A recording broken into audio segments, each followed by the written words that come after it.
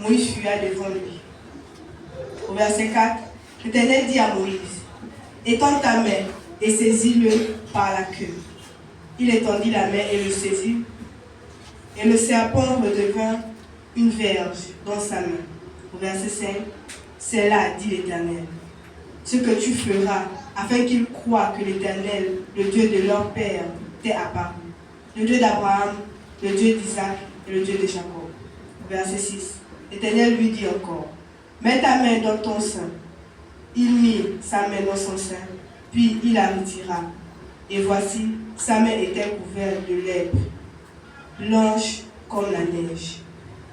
Au verset 7, l'Éternel dit, remets ta main dans ton sein.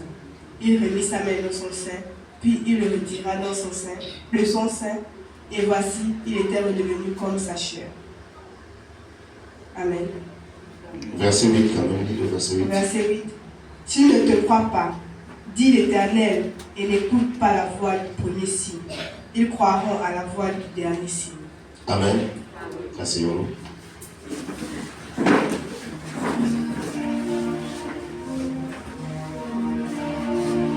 Ici, le texte que nous avons lu au travers de notre sœur Déborah, le texte parle de l'appel de Moïse.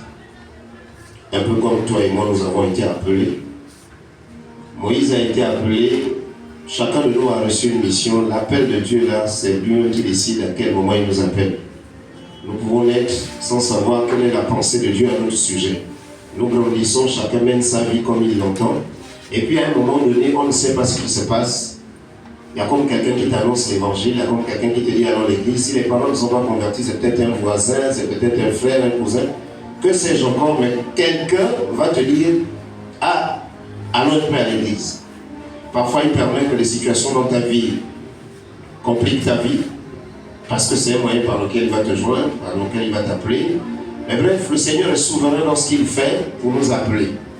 Nous sommes d'accord que la façon dont il a appelé l'un, c'est pas la façon dont il t'a appelé, la façon dont il m'a appelé, c'est pas la façon dont il t'a appelé. Mais il sait qu'à un moment donné, il va nous appeler. Amen. Mais quand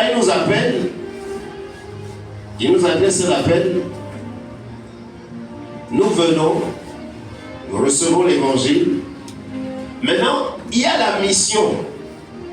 Parce que ce n'est pas tout que de venir dans la maison du Seigneur. Il y a pourquoi il t'a appelé dans sa maison. Ce n'est pas pour que tu sois oisif. Nous sommes d'accord. Quand le Seigneur t'appelle, c'est pour que tu sois actif. Nous sommes d'accord. Maintenant, tout dépend de l'appel. Et comment tu prends l'appel et comment tu t'engages. Il arrive parfois que nous soyons hésitants. Et le passage que nous avons pris illustre bien les hésitations qui sont les nôtres quand Dieu nous appelle. Voilà quelqu'un, nous connaissons tous l'histoire de Moïse, sa naissance tumultueuse, sa croissance, comment il a été recueilli par les eaux, amen, et comment il a grandi dans la maison de Pharaon.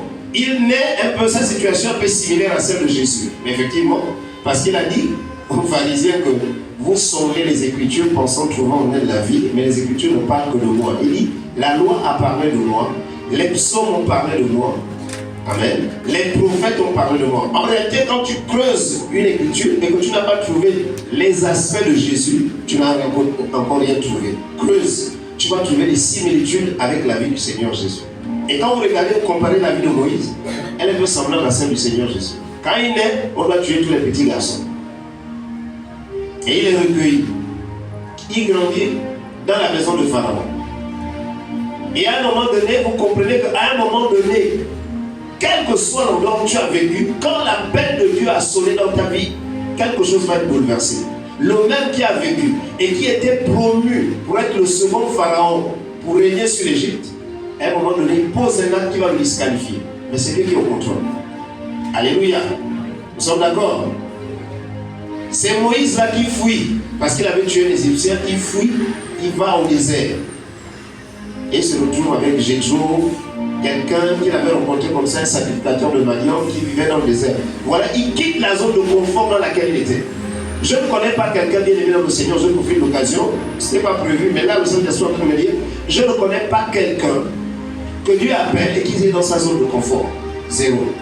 Quand Dieu t'appelle, forcément tu vas sortir de ta zone de confort. C'est-à-dire la vie que tu mènes